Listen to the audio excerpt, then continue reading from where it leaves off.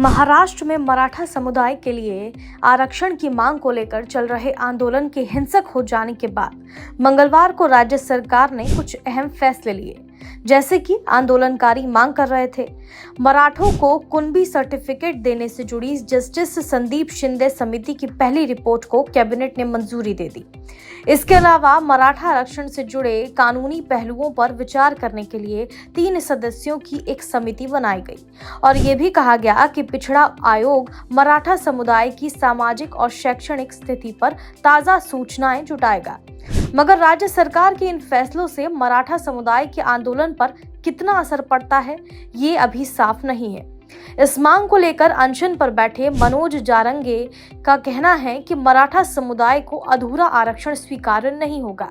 वो विधानसभा का विशेष सत्र बुलाने पर भी जोर दे रहे हैं। ये बात मानी जा सकती है, लेकिन अभी तक ये साफ नहीं है कि उससे इस मसले को हल करने की क्या राह निकलेगी। गौर करने वाली बात यह है कि राज्य में कोई भी पार्टी इस मांग के खिलाफ नहीं है। शुरू से ही सभी दल और तमाम प्रमुख नेता इस मांग का समर्थन करते रहे हैं। नवंबर 2018 में ही महाराष्ट्र विधानसभा मराठा आरक्षण बिल पास कर चुकी है।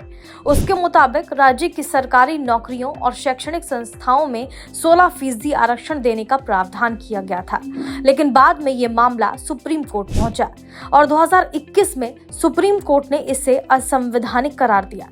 इस प्रावधान के बाद राज्य में आरक्षण का प्रतिशत 50% की सीमा से ऊपर जा रहा था। सुप्रीम कोर्ट ने यह भी कहा कि 50% की आरक्षण सीमा पर पुनर्विचार करने की जरूरत नहीं है।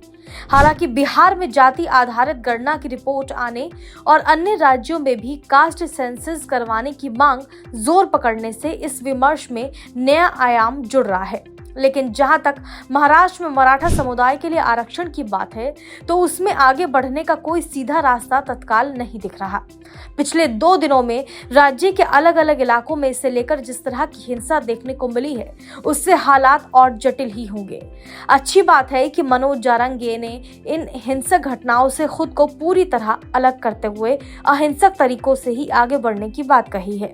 मौजूदा माहौल में सभी संबंधित तबकों को धैर्य और समझदारी दिखाने की जरूरत है।